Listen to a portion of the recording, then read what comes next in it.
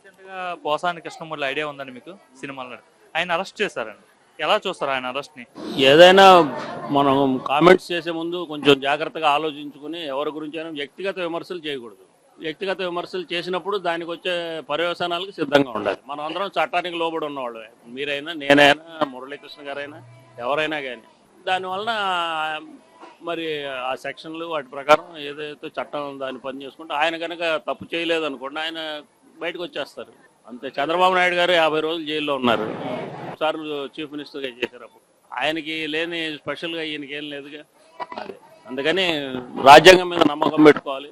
మనం పోలీస్ వ్యవస్థను గౌరవించాలి, ప్రజలను గౌరవించాలి. అంటే ఒక ఏమనిపిస్తుంది అంటే వాళ్ళు గతంలో తప్పులు చేశారు కాబట్టి చట్టం దాని పని చేసిపోతుంది అనుకుంటున్నారా? కామన్ మ్యాన్గా మనకు కావాల్సింది ఏంటి? మనకి లా అండ్ ఆర్డర్ పర్ఫెక్ట్గా ఉండాలి. ప్రజలకు నిత్యావసర వస్తువులు అవి దొరకాలి. ఎలక్ట్ చేసుకున్న గవర్నమెంట్ వాళ్ళ మేనిఫెస్టోని ఇంప్లిమెంట్ చేయాలి. ఎలా అనిపిస్తుంది ఇప్పుడు చంద్రబాబు గారు పనితీరు చూస్తున్నారు కదా, ఈ గవర్నమెంట్ వర్కింగ్ ఎలా ఉంది ప్రజలకి? ఆయన ప్రయత్నం చేస్తున్నారు, పర్వాలేదు. కూటమి ప్రభుత్వం కదా, వాళ్ళల్లో కొంత చిత్తశుద్ధి కనపడుతోంది. దానివల్ల మనకి ఉపయోగంగానే ఉంటుంది అనిపిస్తుంది.